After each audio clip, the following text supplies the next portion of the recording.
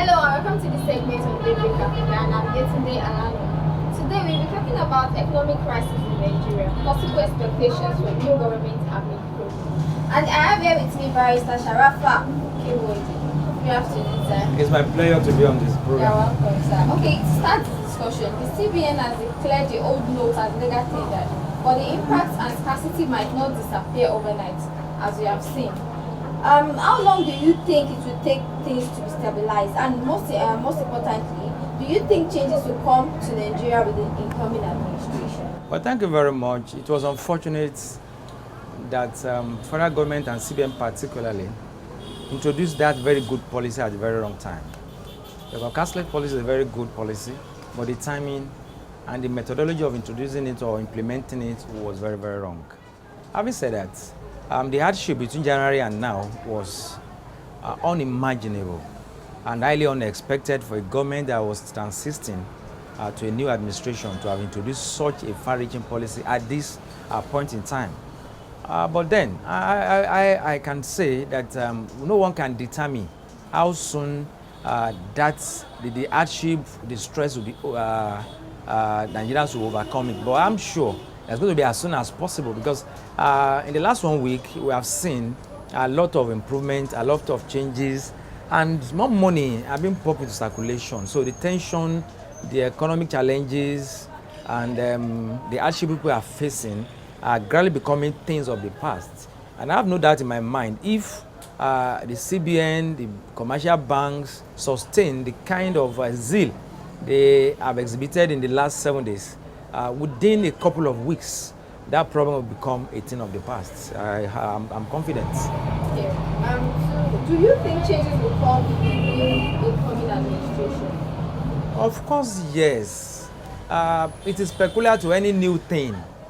Any new government, new administration will want to impress the populace, the electorate, to show to them that, well, the new government will be a sort of radical departure from what people have been experiencing in the last 4 or 8 years. And in this current circumstance, the incoming government has enormous tax before it, particularly the issue of cashless policy, the cash crunch, and other economic woes that people of Nigeria had faced in the last 3 months. So I have no doubt in my mind that the incoming government has an Herculean task, no doubt about that. But that the government would equally want to cushion the effect of the cash crunch Nigerians had experienced, the inflation rate we had experienced in the last 2-3 months. The government would do. Why I'm confident, of course, is that the incoming administration, particularly both the president-elect and the vice president-elect, are coming from the banking sector or economic sector or financial sector, because the president-elect is an accountant. The vice president-elect was a banker. So two of them understand the economic indices. Two of them understand when people are talking about economic challenges. So I think first thing they are supposed to do, and they would do, is to confront head-on the economic challenges Nigerians are facing. So that within 100 days in office, or let's say within 180 days in office, they should be able to address to a certain extent what we are experiencing in Nigeria today, which is economic challenges, inflation, and so on. So I have no doubt in my mind that the incoming administration will definitely start on a very good note. And what is more, that the incoming administration is coming from the same party as the present government, and the present government will be willing, ready, and eager to actually tell them the extent, the challenges, and the truth in governance. Because in most cases, when you are succeeding a government, a party that is not your own, there might not be that relationship, rapport, good rapport. But now some of those who will serve are part of this government and who are still going to serve in the incoming. So there will be synergy to ensure that there is seamless transfer of power and transition from one administration to the other. Are there things the outgoing government can still do to reflate the economic and set it on a more prosperous path for the incoming government and the benefit of the people? Of course, yes. When the government is rounding off, one expects such a government to ensure that a solid foundation is laid for the incoming administration. One of such is the current economic challenge we are facing, cash crunch. Now the government should ensure that in a couple of months, 2 months at most, there must be enough cash in circulation. If this is done, it would address the inflation rate in Nigeria. And if inflation rate is addressed, then there will be reprieve for Nigerians. And they should usually address the issue of fuel scarcity. It's important for government to look into that. Well, government was contemplating food deregulation, but I think the time is wrong now. They should allow or leave it for the incoming administration to do whatever they can do to ensure there are enough fuel supply nationwide. Whatever they can do to ensure that the prices of fuel is stabilized, it's not erratic. It would help us. And they should equally address the price of goods, the price of food, food production. They should address that. And that is where we are now going to farming period now. We are going to farming season. Everything should be done to encourage our farmers to be able to go to farm and farm. For instance, the issue of insecurity in better part of the north should be addressed by ensuring that farmers are allowed to cultivate their farm. Because if we miss the opportunity of the next 3 months that this government has, about 2 months that this government has, now it will affect the incoming administration. So the government should look at all this. If all these areas are looked into, I can assure Nigerians the incoming administration would be the better for it. Okay, how do you think the government can tackle the high inflation? Well, I think it might be a little bit late for the outgoing government, but I think the outgoing government should address the issue of food security, because the prices of food goods are on the high side and value for naira is not encouraging. Government should ensure that the prices for our food is within the reach of common man, and our naira should have value. You know what I'm saying now? Then the government should reduce their spending. Government should reduce their spending. If you look at our budget in most cases, the government normally spends much money on personnel, while infrastructures are left unattended to. And frivolous spendings are equally allowed. In some budgets, I think maybe president of about 2 billion naira is set aside for entertainment. This is wastage. The government should try to look at areas in which they can minimize spending as they are going out. And government should not say because it's leaving in a couple of months and start white elephant projects. It's important. Money should be conserved. Money should be reserved for incoming administration to have something to start to work on. And government focus on transition, and government does not embark on new projects. Government does not release money for anything for now. Just focus. I can assure you things will stabilize, and the new government will just come in and ensure that they able to go smoothly. Okay, on to the next one. The private sector is the main driver of the economy.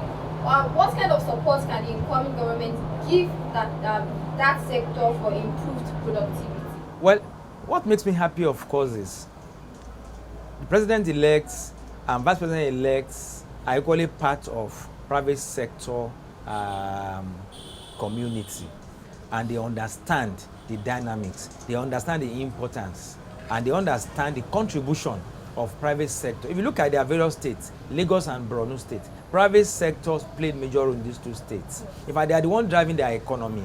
Take for instance now the Security Trust Fund of Lagos State is being driven by private sector initiatives. So to my mind, I think the incoming administration would definitely give private sector a place to be to be involved in driving our economy, in ensuring that our economy is at par with the current reality worldwide. So to my mind, I think the government, the incoming administration had in the blueprint program for reviving our economy had said their government is going to be private sector driven, that they will encourage private sector to come on board. Take for instance Dangote oil refinery is part of allowing private sector to drive our economy.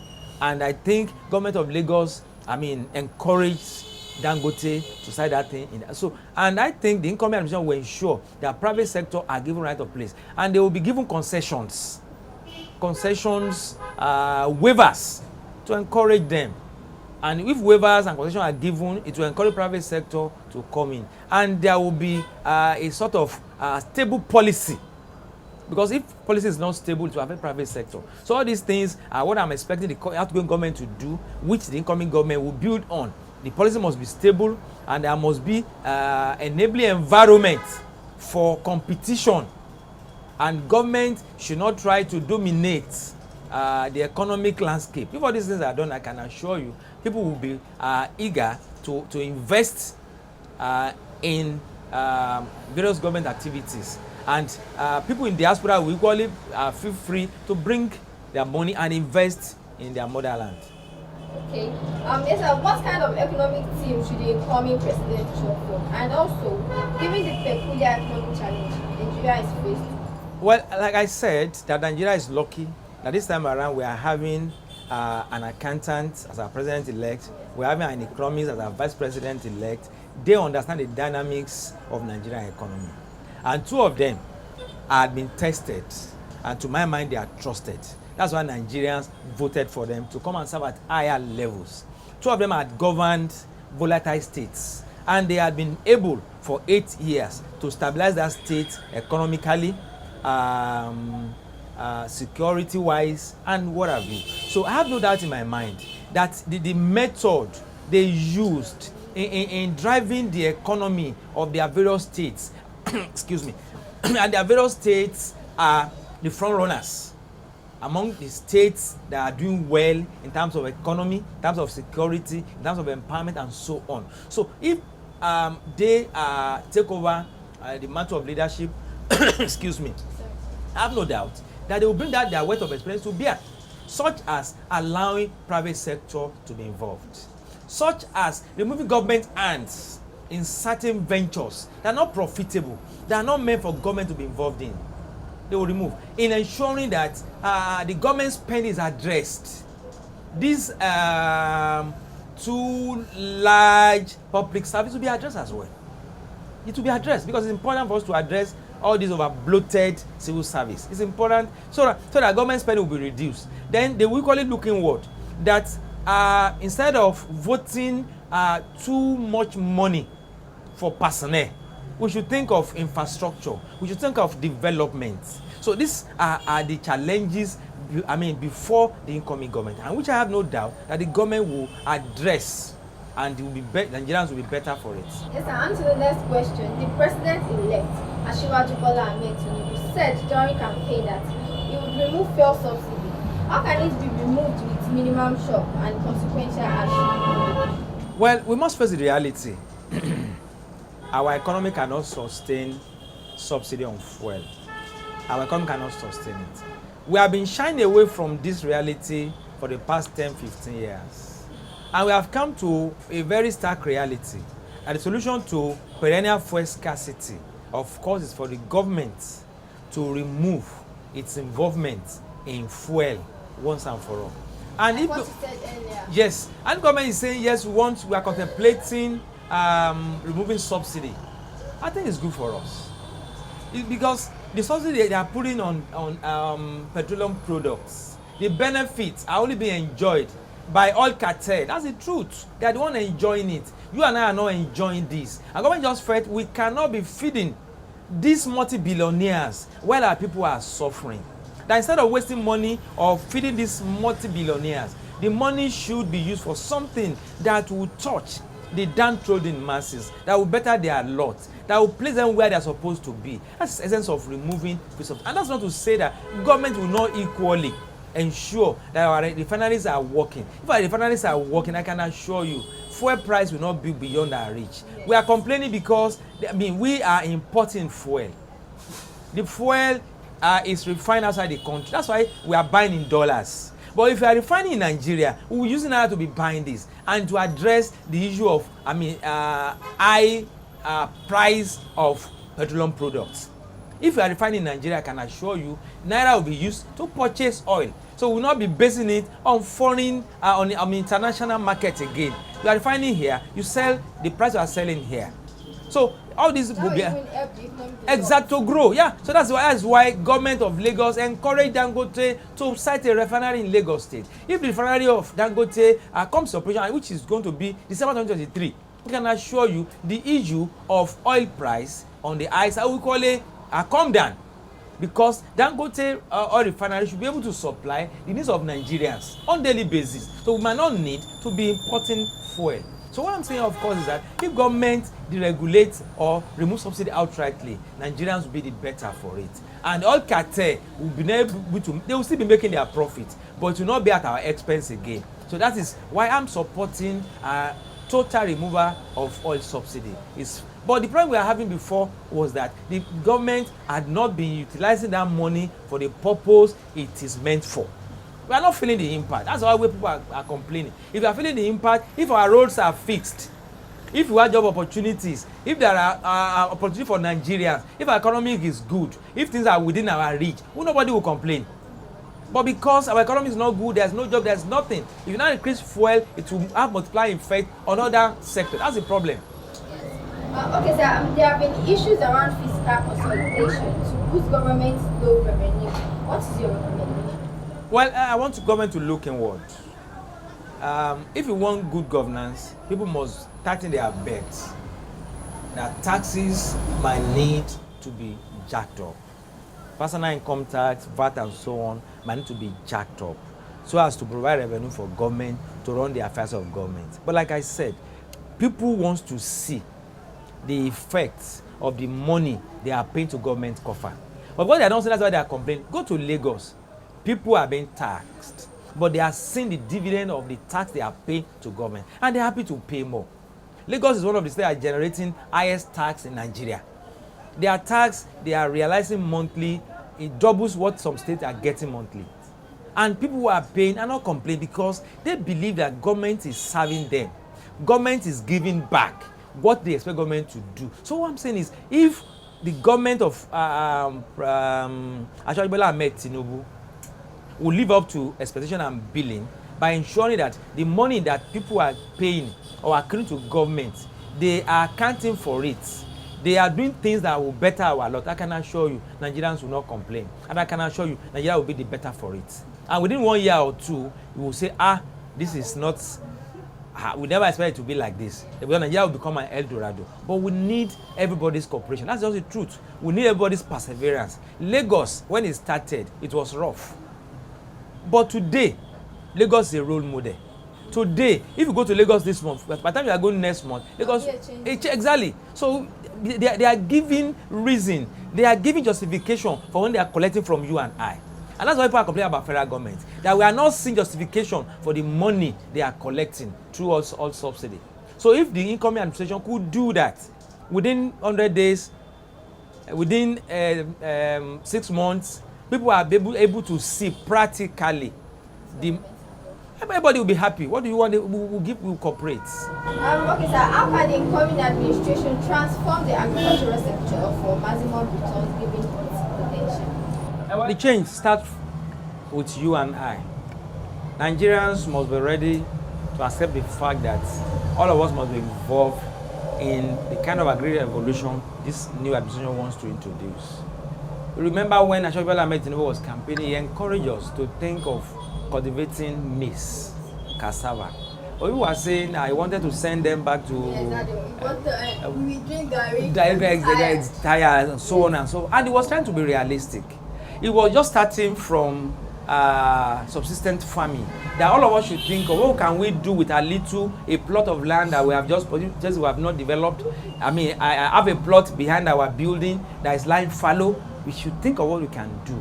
That we should think of, if I'm around, I can just go to the backyard of my house, just pluck tomatoes and so on. And apart from all these ones, it's even good for relaxation, change environment. So what I'm saying, of course, that we must be ready, we must be prepared to actually have a change in our orientation, a change in our thinking. That farming is for backward people, it's for our fathers. No. And that we should not be thinking that when we have a very large or big money that we can go into farming. If you are able to provide subsistent food on your table, it will reduce pressure on the society. You know that, oh, you can easily get cassava that you used to do gari, to do fufu, to do lafu. As your people used to say, one adage that if food are removed from poverty, no poverty again. Is so in the circumstance, it's important for us to know that this incoming government is determined, is prepared to ensure that Greek is given right of place. And what they want to do, of course, is that they are planning to provide incentives for farmers. They are trying to encourage mechanized farming. They are trying to ensure that investors are brought within and outside this country to come and invest. And equally trying of improving of our system of farming in Nigeria. Most of our people have been using traditional method from time immemorial. Government is thinking, oh no, let us go back. Let us try to explore new ground. And what is more is that they're equally trying to look at the possibility of ensuring that foreigners are brought into Nigeria to come and teach us how they are doing their things. Take for example in Israel, their land is not good to cultivate, but they are one of the largest producers of apple, and their Greek is one of the best in the world. They don't have water, it's a dry land, but they did everything to make sure their farming thrive in their country. And I think that's what the government is doing now, that there won't be any area that will say because of the topography or because of the area that they could not do anything. That's what I'm saying now. So it's important. So this government is currently working towards ensuring that everybody is involved, in ensuring that international community is involved, and foreigners and foreign investors and local investors are encouraged, are given what is required to have, so that we have food sufficiency. Like Riley said now, if food is removed from what's giving you a headache, then you have no headache again. The rest minor, exactly. And if you look at the developed world, they take care of food first. They take care of accommodation, and they take care of clothing, transportation. These four, once you have these four, you will not be thinking of amassing wealth. You know what you are going to eat in the afternoon. You know the clothes you are going to wear tomorrow. You know where you are going to lay your head. You know, how you are going to get your workplace tomorrow. Then you have no reason now to be thinking irrationally. You have no reason to be thinking of criminality. So what we are saying here is the incoming government wants to address the issue of food production, want to address the issue of over-dependence on foreign things, which is affecting our economy. And if you look at where our money is actually going, food takes lion's share. Food takes lion's, so they want to address all those ones to ensure that we are food sufficient. Thank you very much, sir. And everybody is hoping for the best from the incoming administration. Please, let's wish them best of luck. And that will be all on today's program. I am Yetunde Alanamu. Join